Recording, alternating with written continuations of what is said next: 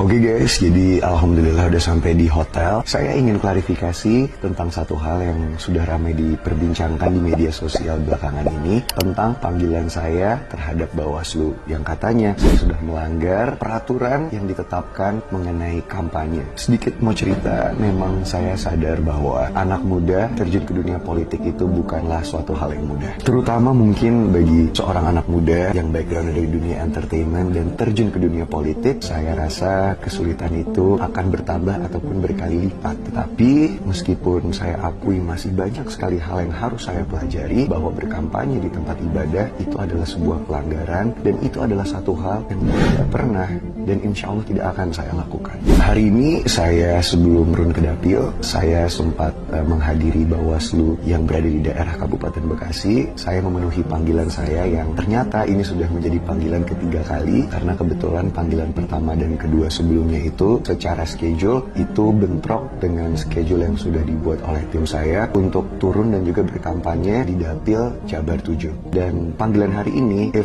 anything, menyadarkan saya terhadap satu hal, yaitu bahwa memang yang namanya political game itu real dan sungguh adanya. Dan kalau memang banyak orang di luar sana yang bilang bahwa dunia politik itu keras, well, I can say saya setuju.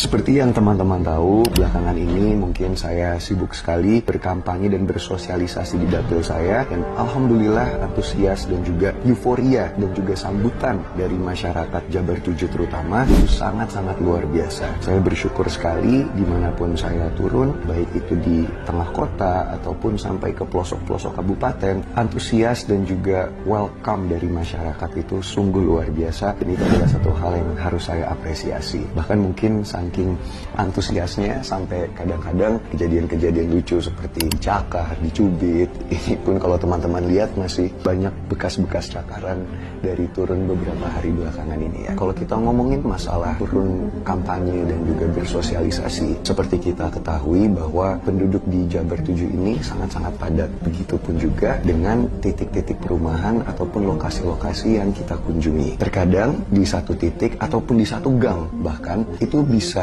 ada rumah warga, tempat ibadah, warung, apapun itu bisa semua pack di dalam satu tempat yang tidak berjauhan satu sama lain. Di sekitar tanggal 7 Januari, saya lagi turun di daerah Kabupaten Bekasi. Pada hari itu, di sekitar 7 atau 8 titik yang memang setiap kali sebelum kita turun, itu kita wajib melaporkan ke polisi. Data lengkap, itu semua harus ada izin karena ini lagi masa kampanye DCT ya, daftar caleg tetap, itu semua datanya ada di kepolisian dan memang sudah disetujui. Singkat cerita, ketika saya turun, kebetulan saya turun ke salah satu tokoh masyarakat di sana, namanya Haji Koko, yang kebetulan rumahnya itu berseberangan dengan masjid yang kebetulan masjid itu adalah tanahnya milik beliau juga. Tetapi tempat di mana saya turun itu bukanlah kawasan ataupun halaman masjid, karena di satu tempat itu, tempatnya itu seperti gang, teman-teman. Nah, di satu gang itu memang itu adalah jalan akses untuk penduduk di sana gitu. Dan kebetulan rumahnya Haji Koko ini ada di salah satu titik di gang tersebut dan masjid ini nih berseberangan. Dan kemudian mungkin ada orang yang melaporkan, mengambil foto dan mengatakan saya berkampanye